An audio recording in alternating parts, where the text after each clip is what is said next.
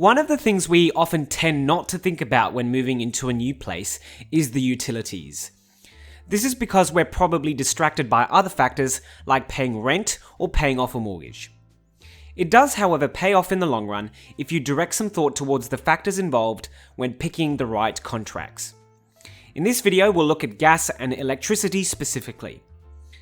But before we launch into the contracts themselves, it's important to understand how gas and electricity are actually delivered to your home in the first place. This might help you when making certain decisions around contracts. Firstly, gas and electricity have to be extracted and generated.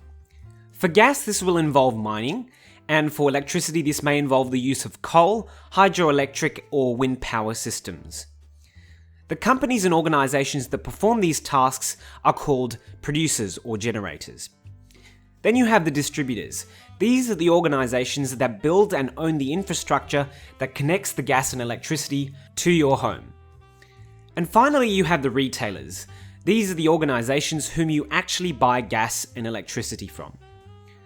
Why is all of this important to know? Well, there are a few reasons. Having this system means that if you're having issues with your energy supply or quality, changing retailers will not help. This will always come down to the distributors. What it also means is that retailers will always base their rates on the prices they pay for energy from the distributors.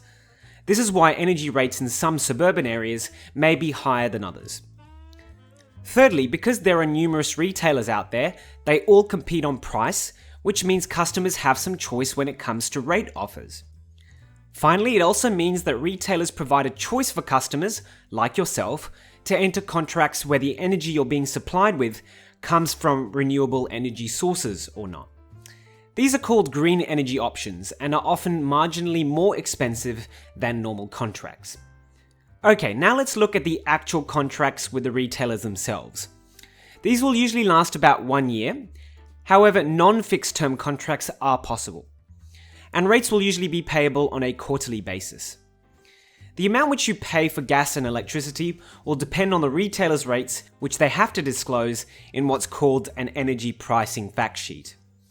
Before you enter a contract, it's important to review this fact sheet. In Australia, gas is charged as cents per megajoule, and electricity is charged as cents per kilowatt hour. This is the basis of which you should do your research, essentially trying to find the retailers who provide the lowest cents per megajoule or kilowatt hour. Unfortunately though, there's often more than one rate to look at, because retailers offer different types of tariffs or pricing structures, which you have the option of picking. The first type of tariff is a single rate, where you are charged the same rate at all times of the day. The second type of tariff is called time of use, or TOU.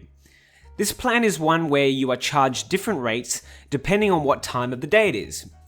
For example, if you use electricity during the specified peak hours of say 2 p.m. to 8 p.m, you'll be charged higher rates than if you use electricity in specified off-peak hours. The third type of tariff is called controlled load. Under this plan, a retailer charges a rate on certain appliances like underfloor heating or electric water heating systems. It's important to note that gas offers are only single rate tariffs, but electricity can be one of the three.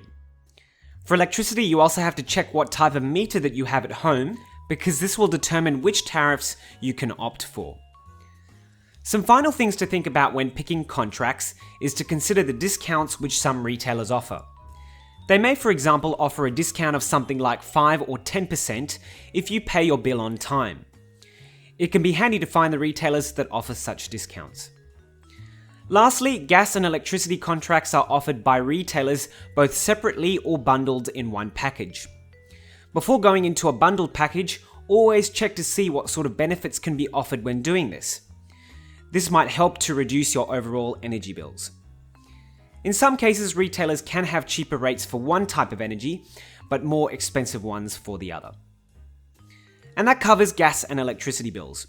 When you move into a new place, make sure you take the time to do some research, as this could save you considerable amounts of money in the long run.